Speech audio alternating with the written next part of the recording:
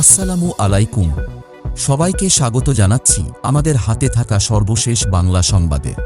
আপনাদের সাথে আছি আমি শামীম রেজা।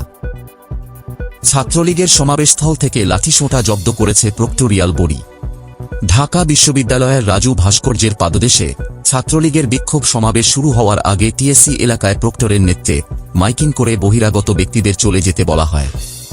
এ সময় ছাত্রলীগের সমাবেশস্থল থেকে বেশ কিছু লাঠিসোঁটা জব্দ করে প্রক্টোরিয়াল বডি, এরপর তারা টিএসসি থেকে হেঁটে কেন্দ্রীয় শহীদ মিনারের দিকে রওনা দেন। সেখানে কোটা বিরোধী আন্দোলনকারীরা জড়ো হয়েছেন। সহকারী প্রক্টর আব্দুল মুহিত সাংবাদিকদের বলেন, আমরা বহিরাগতমুক্ত ক্যাম্পাস চাই, ক্যাম্পাসে কোনো লাঠিসোঁটা থাকতে পারবে না। বেলা 2:30 থেকে টিএসসি এলাকায় ছাত্রলীগের বহিরাগত নেতাকর্মীদের লাঠিসোঁটা হাতে মহড়া চলতে থাকলেও প্রক্টোরিয়াল বডি তৎপর হয় 1.5 ঘণ্টা পর।